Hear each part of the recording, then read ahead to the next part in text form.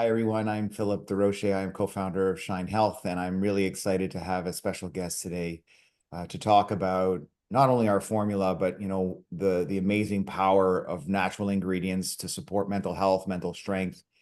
And so with us, we have Andries van Riezen.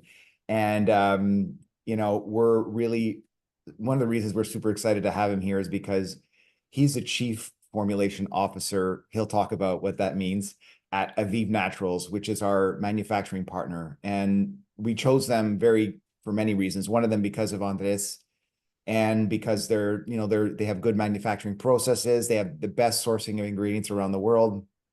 And then, so today we're going to have a chance to get to know Andries a bit more. We're going to have a chance to dive deeper into some of the science, some of the ingredients in our product, just so everyone who's watching can connect to who we are as a brand and also connect to the ingredients. So Andries's background is pretty interesting: biochemistry, master's in biochemistry. So my first question to you is, what does a CFO, now not chief financial officer, but chief formulation officer, do? What does that mean? It's quite broad, but pretty much I kind of look at the research development, and try to come up with certain formulations, picking certain natural ingredients. So I'm kind of in charge, the final man, to decide what kind of ingredients go into the products. And I also do a little bit of work with data sheets and information about why we pick those ingredients and how they work together, what the synergy is. So that's I think that kind of describes my role.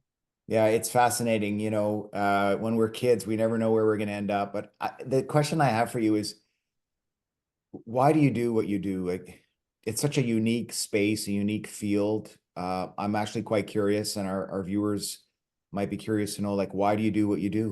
What's the passion behind it, maybe? It's that I think it's all about passion. It's for me, it's just so fascinating and so interesting. I bore a lot of other people with it. They find it boring if I start talking about science, and like people don't want to be science to death. But I just find it very fascinating. Like the human body is so fascinating, specifically the brain and how it all works and how it all ties together, and how it's all like a well-oiled machine, and how we can help and manipulate it with like a natural influence.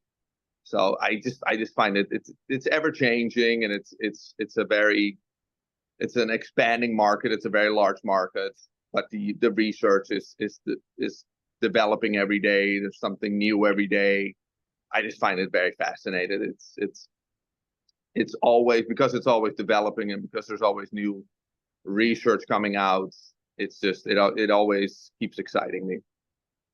Uh, you know, Many people who've had a chance to follow me understand that a lot of this is personal for me. It wasn't until I discovered certain exact nutrients and natural ingredients and supplements that I was able to turn my mental health around and have mental strength, resilience, confidence, clearer decision making, clearer mind. So it's just quite broad. And I've gotten to know you over the last while here, and we had talked a bit about your own personal connection and journey to natural ingredients and the impact on mental health. Do you mind sharing a bit about that? Yeah, absolutely. So definitely struggled with that when I was younger. Um, Coming from the Netherlands, even though it's a very well-developed country, things like ADD, ADHD, but also depression were kind of like frowned upon. Like people didn't go to their doctors for issues like that. So I kind of started. I was very fascinated by it.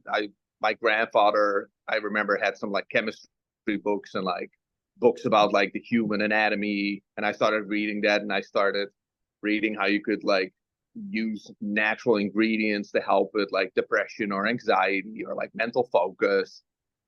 So I just thought it was really fascinating how that all worked.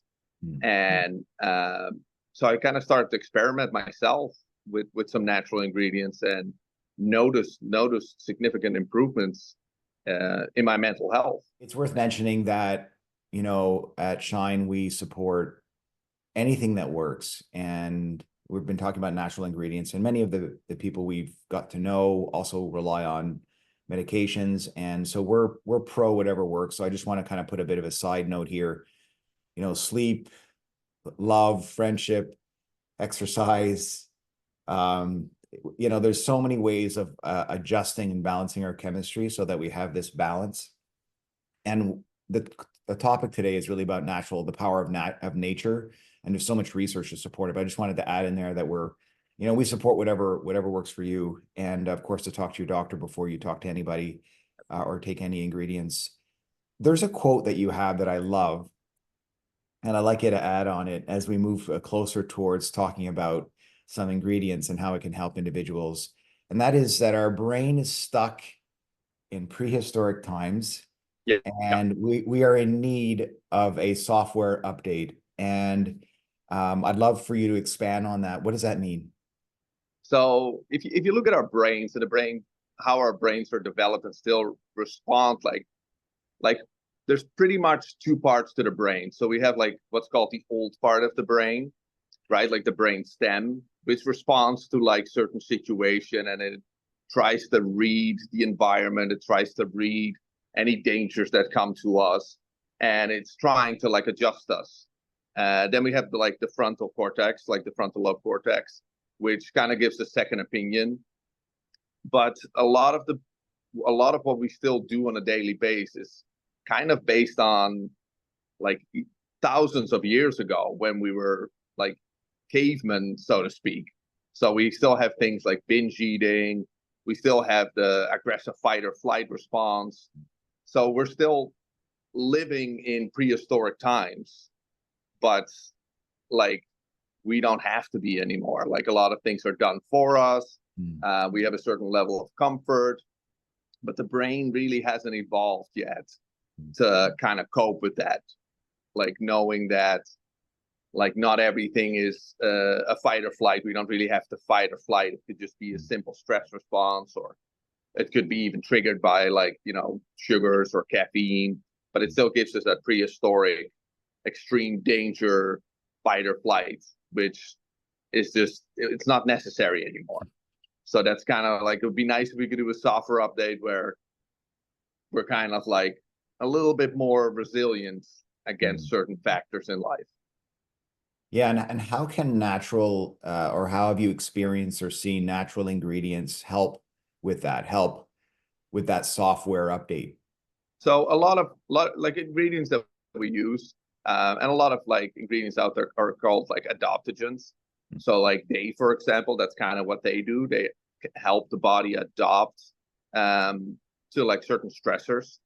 So like certain ingredients, if you look at like a common one, rhodiola rosea, it comes from a plant that's like very high up a mountain, and it has to deal with extreme like temperature changes.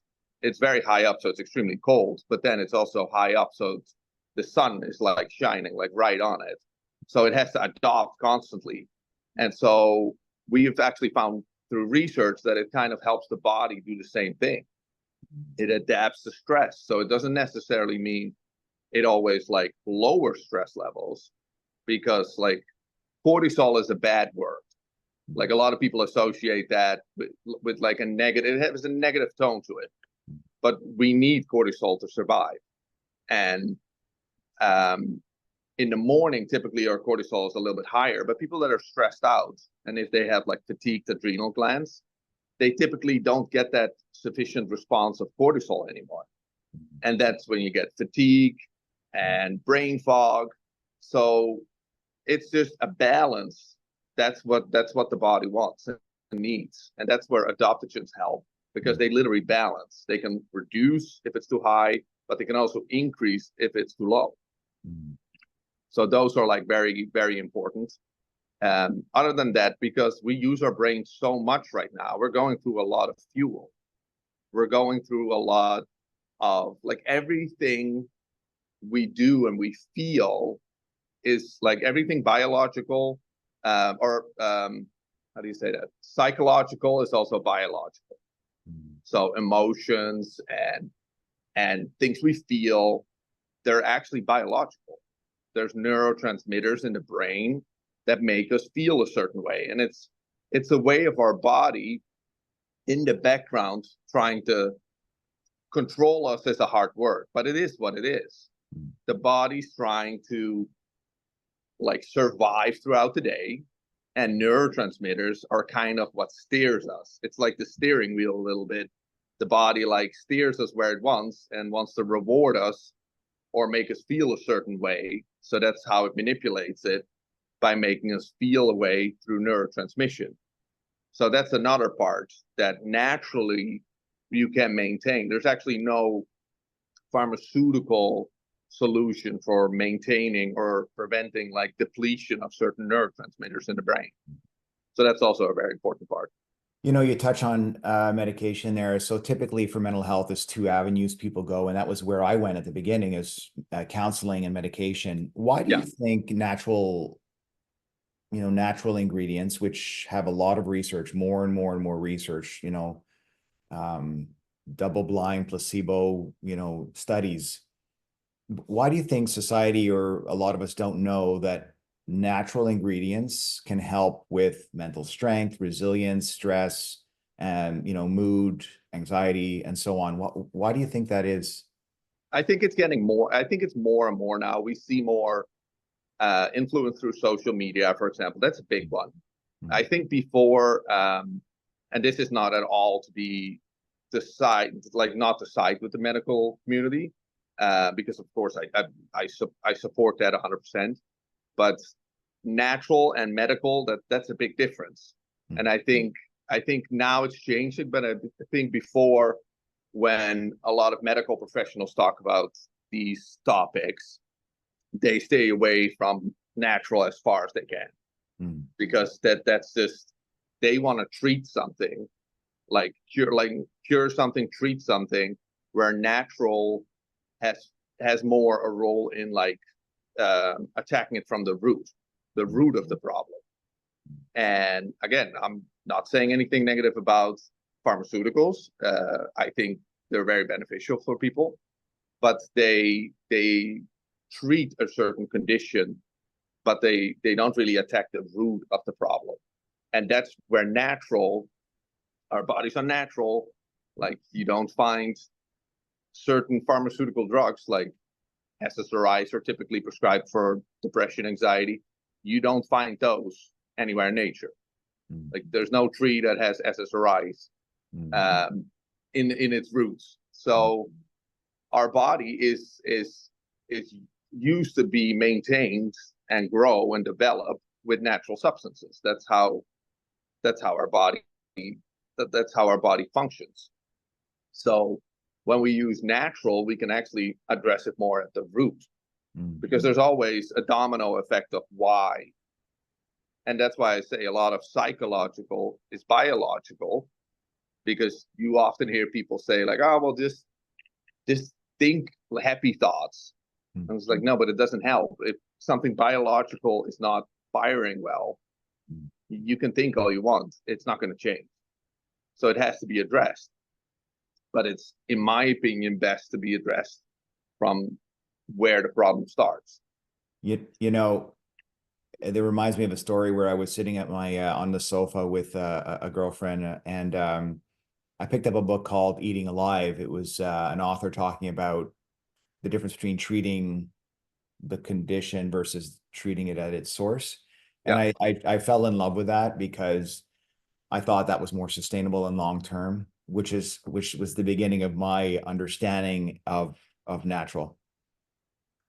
Okay.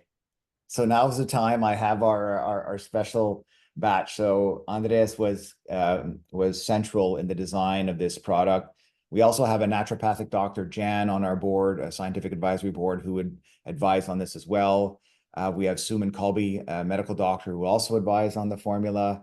And we have a registered holistic nutritionist, Jen Kane, who's on the board as well. So, I, as an average person, knew that I needed to tap into the best science and research to produce. So if you'll work with me here, Andres, I will go one ingredient at a time, and I want the viewer to understand what it is and how can it help develop and improve mental health, mental strength. And just for the viewers' benefit, I say mental strength because a lot of times mental health is the past and it's diagnostic. So Yeah, I have this condition, which sometimes we even identify which is not something that is very future looking. So for me, the future of mental health is mental strength. And so anyway, just a little, that's why I do use that term, or resiliency. You talked about that resiliency. Okay. yeah. The first ingredient is vitamin D3. So it's from lichen. So if you could just talk about, the benefit of it, why do we have it in the formula, even this form. Yeah, over to you. Yeah, so vitamin D3, it's an incredibly important vitamin. It's what's called a secondary vitamin. Actually, vitamin D3 is technically a little bit more of a hormone. We label it as a secondary vitamin, but it has a lot of hormonal properties to it. It's actually a steroid hormone because it's made from cholesterol. It's a fat soluble hormone. So it's the most receptors in the body that are related to a vitamin are vitamin D. So in every cell in the body, we have a receptor for vitamin D. And so what vitamin D pretty much does, it increases synthesis and it increases gene expression in every cell in our body. And so that's why it's so important, because for anything to go through like synthesis, so for example, if we produce serotonin or we produce dopamine or we produce norepinephrine, we need to have a sequence of what's called like synthesis. And there are genes involved that are affected by vitamin D that pretty much are at the start of like an amino acid, for example, which we use as raw ingredients into the final neurotransmitter. And vitamin D3 is right at the beginning of that. And it's essential to increase. Without vitamin D3, your body cannot synthesize certain neurotransmitters. Yeah, that's pretty clear to me. And one thing that I learned in my experience is that a lot of vitamin D3 is actually from an animal source. I Yeah, remember seeing sheep intestine was one of the sources. And when I can, I will tend to choose vegan. So our format is vegan. yeah, Why? I mean, there's a lot of research, a lot of indication to show that if we can make a vegan choice versus an animal choice, it can be better for the environment. So that's one of the values at Shine. And so, um, this lichen, it's a whole plant. Why did we go with lichen? Can you tell us a bit about that? it's the best version, like vegan version of vitamin D. Okay. So this vitamin needs to be converted, like methylated into vitamin D3. But the one from lichen is actually the most active form, so it's the closest to it. Okay. It's in lichen, there's something called sterols, which are steroids, and they are pretty easy to convert into vitamin D3. Okay. So And that's why we chose that source. our viewers might be asking, you said the word active. What does active mean? So a lot of things we take in are not actually what ends up in our body. Our body has to convert a lot of it. So a lot of vitamins, for example, are converted to their active compounds in the body. You hear a lot of people now on YouTube and Instagram, like these so-called biohackers, talk about like the importance of methylation.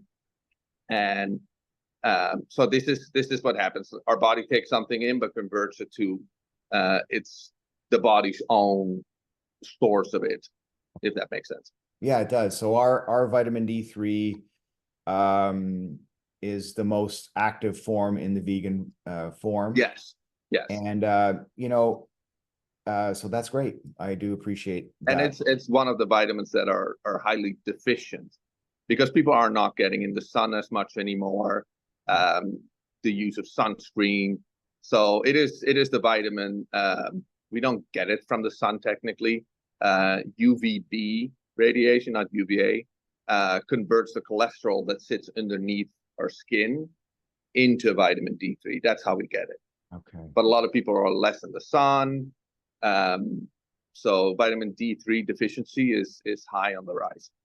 Yeah, it's interesting you say that because you said if you wear suntan lotions unless you won't get that vitamin D3. So I say to Yeah, myself and my kids, I won't put lotion on for the first, 5-10 minutes to get that vitamin D, and then put on my lotion.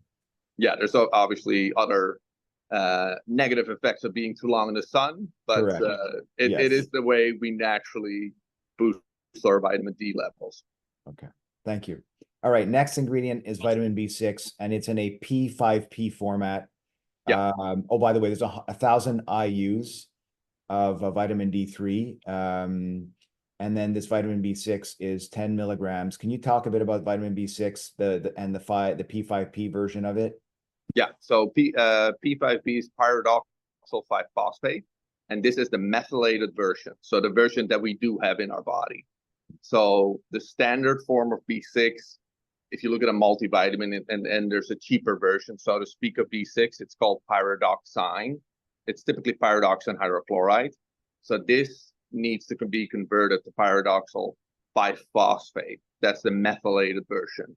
So that's the version our body can readily use. Okay, so this format we have here is one that the body recognizes. So it's more, I hear Yes, the term bioavailable, so it's more available bioavailable. Yeah, it's more available to the body. yeah. And what's to support vitamin B6? What does that do to support mental health? So B6 in combination with like methylfolate and vitamin B12, Hmm. they are at they are pretty much the next step after vitamin D3 for converting raw material into neurotransmitters. And Okay. B6 is particularly important in that. B6 is at the base of every conversion. So Okay. that's what these vitamins pretty much do. They help a larger macronutrient and help convert it into, for example, if I take an example, we take tyrosine, for example, which is an amino acid um, that converts into dopamine. Dopamine converts into epinephrine. Um, and then we have tryptophan, which converts into serotonin. But for this process to happen, we need pyridoxal 5-phosphate or vitamin B6 in combination with folate and B12 in order for that to happen. Okay, so we've talked so far about our D3, our B6. You mentioned folic acid and vitamin B12. Folate. Can you just expand on those two, and why we would have it in our formula? Yeah, so we use methylfolate. Folic acid's man-made.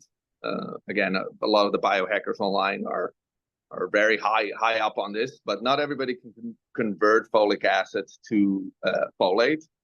This could be due to a gene, how do you say that, gene modification, or how do you say it, mutation. Okay. So we use the ready available version, the methylfolate, with the B12. So these three are very important in converting raw material to its active form, like to its neurotransmission.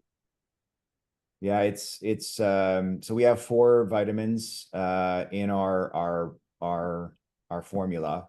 Yeah, We're now going to move into the other 4 ingredients, and I'd love to talk to you about, we have a proprietary ingredient in our product that is from Spain, one that I find really fascinating, and its proprietary name is called Afron, yeah. but it's based on saffron, so it's a saffron extract, and it would appear to have a lower dose of 28 milligrams, but that's what, I was reading about 8 human studies that supports its effects and its benefits. Can you talk to us a bit about why we'd have chosen to put saffron and the Afron version in our product? It actually is the Afron extract with the most research behind it. And so if you look at the ingredients in there, crocins, for example, which are the active ingredients in saffron, the Afron extract actually has the highest concentration. So even if the dose looks lower, but it's higher in actual concentration of these crocins, which are actually what causes the biochemical effects in the brain. And saffron is a fantastic, is one of the most potent mood stabilizers out there. It's on par with some of pharmaceutical SSRIs in boosting levels of serotonin, and it has a similar function to it. So if you want me to go more into saffron, that's pretty powerful. One of the things that I hear is mood stability. So if you're somebody yeah, who tends to struggle with, you know, a higher, lower moods. And I have experienced that in my life, and highs and lows would be also in there is anger. That fight Yeah. or flight response is more triggered. So I'm more, you know, reactive, I'm sensitive. And so this ingredient, what it can really help is that balance. That's what I'm hearing. And that's one of the reasons why I loved it so much and why I wanted it as well in the formula. Yeah, so balance is correct. So like typically what happens is there's two sides of like if you look at neurotransmitters, there's pretty much two sides. So we have a stimulatory side and we have a calming side. So on one hand, we have GABA, serotonin, which are like calming and they kind of slow the brain down. But then you have epinephrine or adrenaline, norepinephrine, and dopamine, which are more stimulating and more motivating. So this is where it typically goes wrong when you talk about the swings, is that if serotonin drops, epinephrine shoots up. And adrenaline is, well, as you know, it's that fight or flight.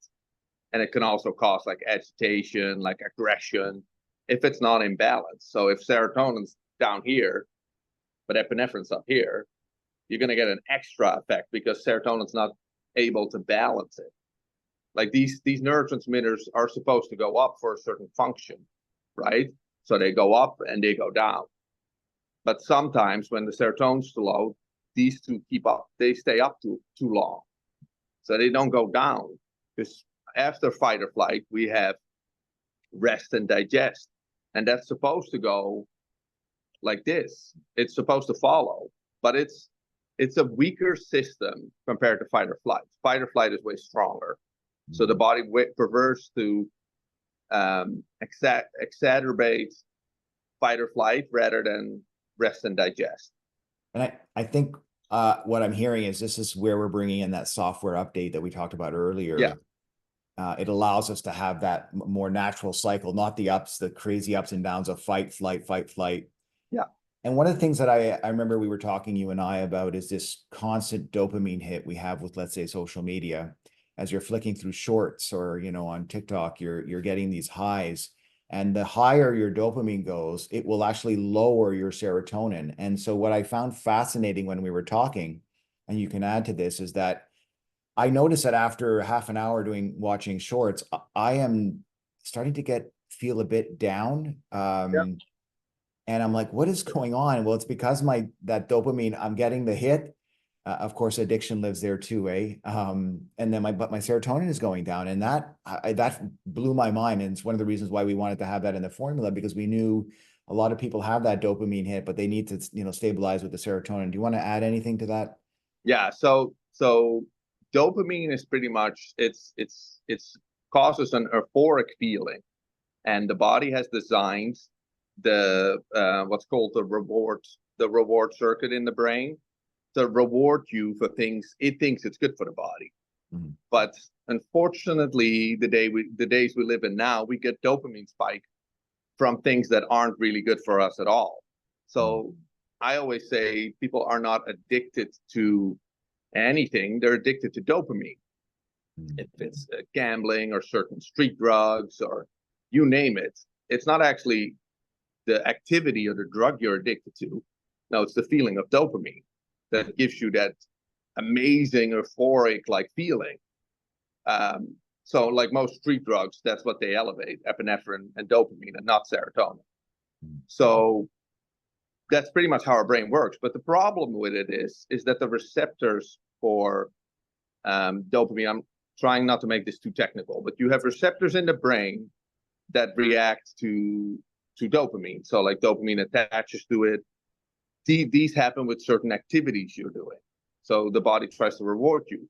However, there's something called like you can desensitize these receptors pretty quickly because they're very sensitive.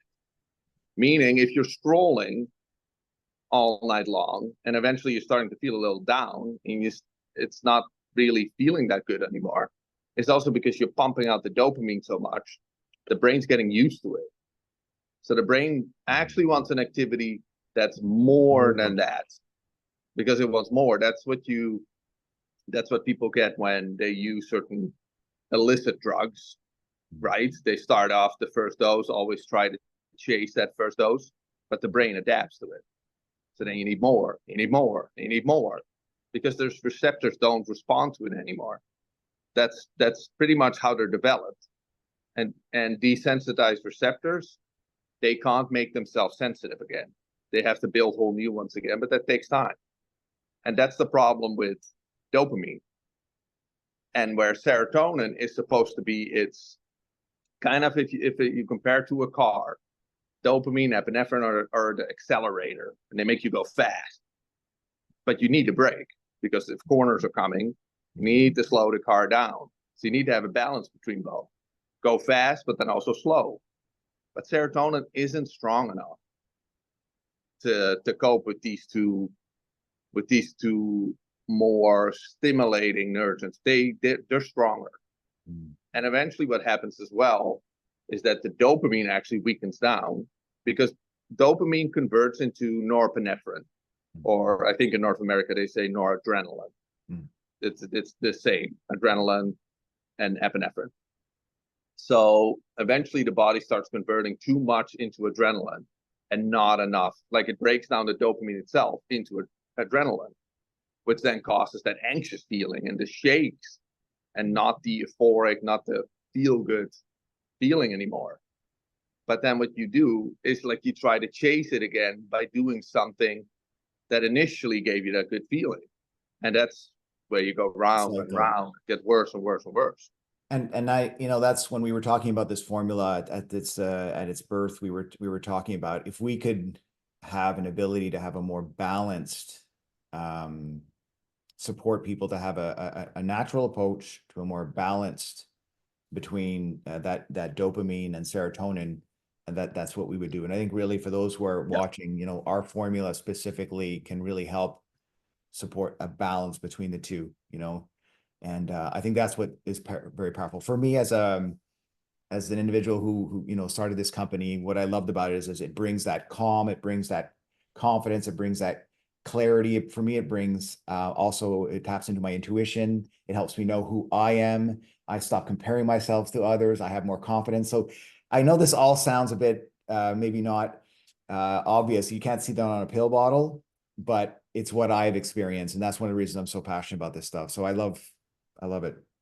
And it makes sense, because everything you just described is affected by neurotransmitters.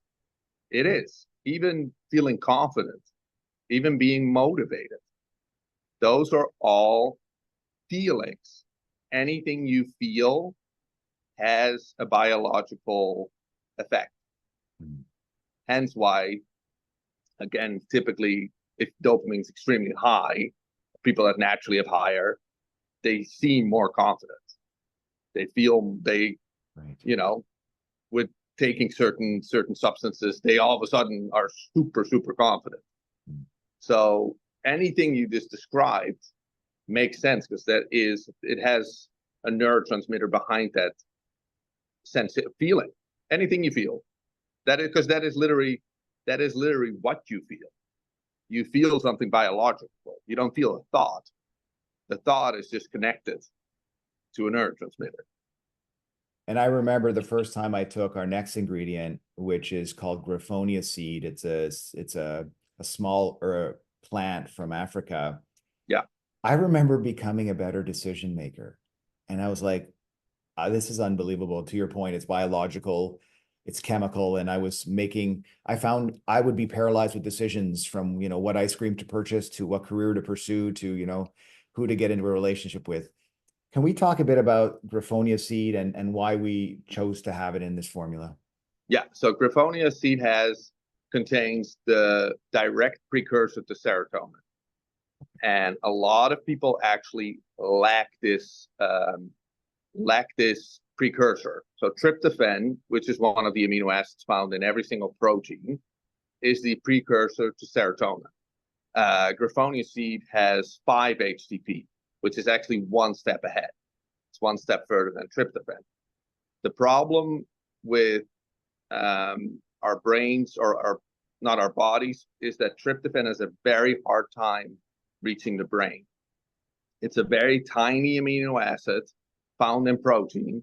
However, all the other amino acids kind of bully it out of the way, so to speak. And tryptophan itself has a hard time crossing the blood-brain barrier. So we need to always cross the blood-brain barrier because the blood supply in here is different than the rest of our body. It's filtered, and tryptophan has a hard time getting there. But 5-HTP does not. It doesn't compare to the other amino acids. It doesn't interact with the other amino acids. So it has more freedom to reach the brain and then can be converted into serotonin, where tryptophan is a hard time. So the 5-8, so I'm just repeating this back to you and to kind of highlight this to our listeners. In Griffonia seed, it's an herb. It's a plant. In it is something called 5-HTP, and that the body recognizes and is able to convert that into more easily into serotonin, which is what we want to do. Is that fair? So tryptophan converts into 5-HTP or 5-hydroxytryptophan. Yeah. That's 5-hydroxytryptophan converts into serotonin. Okay. So we're basically using an ingredient that's one step ahead. So it's already converted from tryptophan into 5-HTP. So we're one step ahead already. Yeah, that I remember I took that ingredient for about 12 years I took it. And it was huge for me. So I knew when we were going to create a formula that we were going to do something here. You and I have talked a lot about how the brain is made up of mostly fat. And so if you're going to feed it fat, let's feed it the good stuff. So can we talk about feed it the good stuff? What's that? Yeah, I said yes, let's feed it the good stuff. Let's feed it the good stuff. So we have DHA from algae. So we have chosen a vegan form of an omega-3, and it's specifically DHA. Can you talk a bit about it? How does it help the brain? How does it help mental health? Why the vegan form? Over to you. Yeah, so we use the vegan form. It's actually, so algae is, even though it's the vegan form, it's if people normally get DHA and EPA from fish oil, but the reason why fish is so high is because they eat algae. So that's where they get their DHA from. So we're getting it right from the source. And it has been shown that DHA on its own, even though there might be a slight amount of EPA in algae, but it's so small. So it's primarily DHA. And DHA on its own can work a little bit better in the brain than if it's combined with EPA, because with EPA, it also converts into something called DPA. So that's what they both convert into if they're mixed together. So DHA on its own actually has a little bit more freedom to do what it's supposed to do. And if you look at our brain, like even the neural pathways and stuff that I was talking about earlier, where like all the neurotransmission happens, these are so-called phospholipid bilayers. And phospholipids, DHA is actually a big part of these phospholipid bilayers. And it also increases something called membrane fluidity. My Dutch sometimes comes out. So, and another big thing about DHA is it's actually vital for like the developing brain, to increasing new neural pathways. So it also increases something called BDNF, which is brain-derived neurotrophic factor, which is, it's been labeled the miracle growth for the brain, so to speak. It's a hormone that increases new neural pathways, also increases something called mitochondrial biogenesis. So mitochondria are the powerhouses of the cells. The brain has a lot. And so it can also increase the renewal and remove damaged mitochondria in the brain. So, yeah, DHA is very important for the structure of the brain. There's a lot of research that supports, and it's fair to say that the DHA is a form of omega-3, correct? Yes. Yeah. That there's a lot of research out there that omega-3 supports one particular word. I will say the people that talk to Shine, mostly the number one concern is anxiety. Number two is mood or depression. How does DHA, or how could DHA support or improve, reduce impacts of anxiety and depression? How does it do that? So in order to cope with anxiety and depression, you need to have a brain that's in a good condition. You need to have a brain that's well developed and that can adjust to certain situation, because that's what the brain does. We constantly we still, the brain still adapts, but you need to have the raw material, not just for the neurotransmitters, which we talked about with the 5-HTP, but also for the brain itself. Because if the brain itself is not developing, or like there's no neuroplasticity, which is the term for like basically keeping the brain up to date, if that's not properly working, then yeah, you can't fix things like anxiety and depression. It's probably the number one ingredient that I would never go without, just personally, because I like to share my own personal. A lot of people ask me, well, Philip, well, what do you take? So this DHA is something, and omega-3s is if I was on Incredible. if I was on a desert island, it'd be one of the ingredients I would bring. It's also a very potent anti-inflammatory. Yeah. And so in the brain, there like a lot of diseases happen from inflammatory conditions. Especially like brain fog and stuff is typically a sign of increased inflammation in the brain. So DHA helps with that as well. It like is a very, very, very strong anti-inflammatory.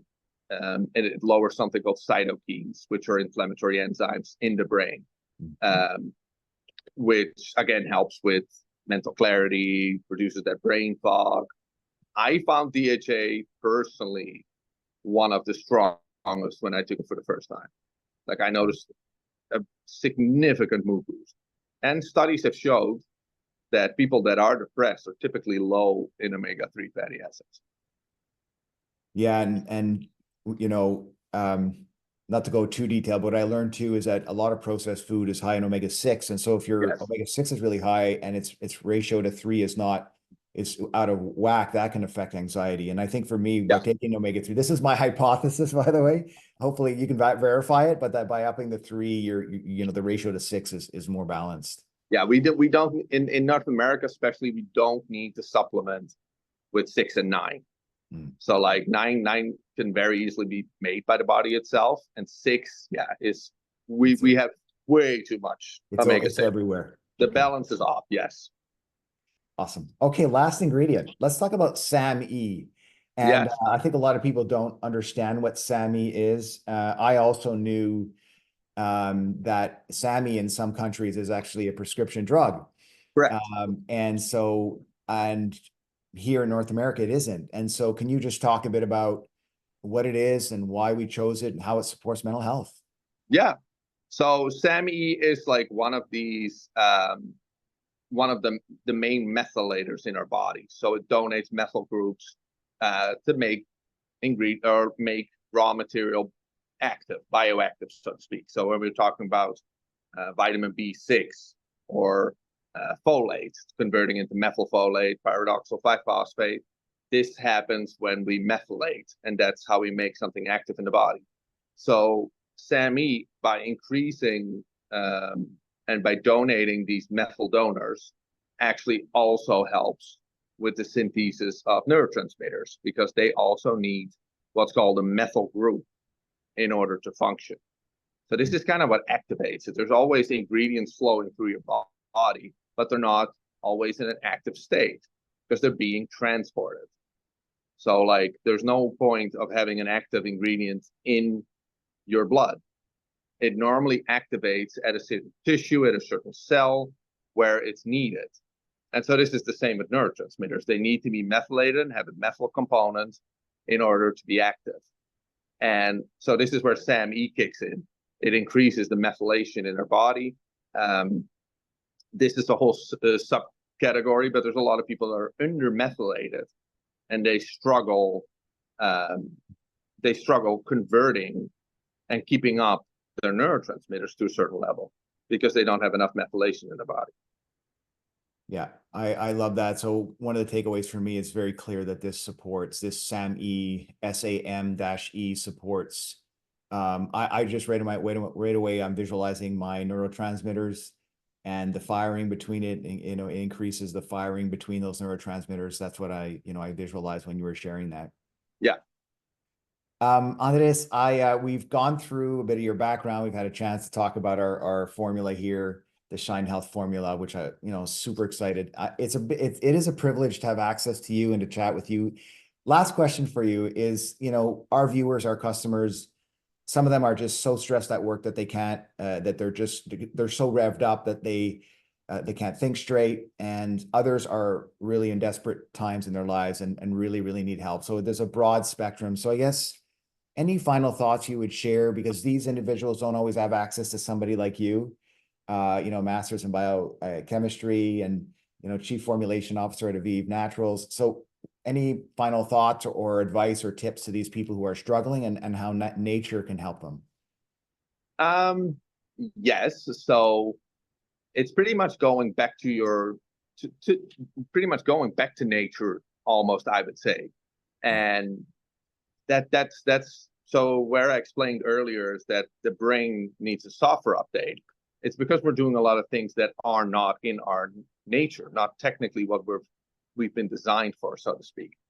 So I think going back to nature and utilizing natural substances that help the root of the problem, it doesn't necessarily have to take away a stressful situation, obviously, because some stress is obviously real, but it makes you stronger. It almost builds up your mental immune system against what's happening around you. Just like we want to boost our immune system for viruses, we also want to keep our mental immune system strong so that we're more resilient. Stress will happen. Stress is natural.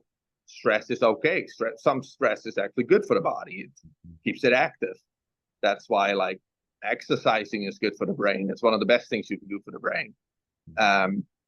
But it's still a stress response because you're still tricking the body. The body, what's going on. The body doesn't always know what's going on. If you're all of a sudden exercising, your body kind of panics and thinks like, whoa, what's going on? Are we fleeing from something? Are we fleeing from danger? So that's why you get all this stress response, but it's good because it makes your body more resilient. It makes it stronger. So some stress is definitely good, but you need to have the raw material in order to recover. So that's where the most important is. Like I said, like it's not going to make a stressful situation less or feel any less, but it does help you to bounce back quicker.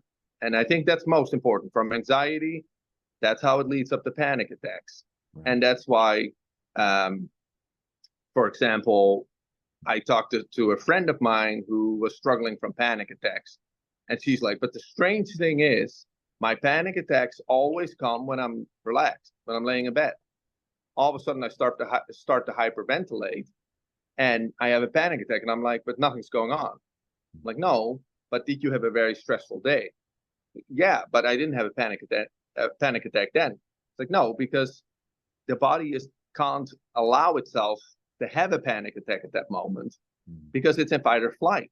So it needs to use whatever it can to fight or flight out of the situation. But afterwards, when it's like going over everything in the brain and you're trying to find that rest and digest, that's when the panic attack kicks. Yeah, so it turns into a panic attack when you least expect it. That's why they come on typically when you least expect it. It's because that's when your body kind of, even though people think like, well, I'm not thinking any negative thoughts right now, but you are subconsciously. Your body's going over everything and it's overwhelming. And that's why you all of a sudden have a panic attack. And it's typically at times that you don't expect it. So how can you fix this naturally? For example, by keeping your serotonin supply at a certain level. This is very, very helpful because serotonin tries to balance you, but you got to understand that it's still a fuel to the brain, so to speak. If I'm going to compare it to a brain, right? So if the gas tank's empty and you used up all the serotonin trying to balance you, if there's no more in its storage, then it can't calm you down. So you need to have those raw ingredients in order to keep that supply up. And that's where saffron helps very well because it's a triple reuptake inhibitor. So what it does when you release serotonin, it basically limits the effects of the transporter that typically transports it out. so you have a little bit more floating around in the brain, which is helpful because this can give you a little bit more of a calming effect over time. It's also good for like the adrenal glands because they keep firing. They're not designed to do that. They're designed to do that in a danger situation, not because you were cut off on the streets. Yes.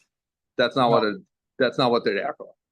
You know, Andres, I wanted to, we spent months putting this formula together. I'm extremely passionate about it. So we talked a lot about needing address an issue at its source, at its roots. And for those who are curious to explore our Shine Health formula, go to myshinehealth.com.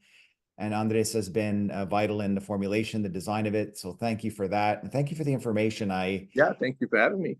I think a lot of people, might not all understand and follow everything, but what they want to know that a lot of work was put into this formula, and that they can trust it. Again, Vive Naturals is where you work, our partner. You can check them out.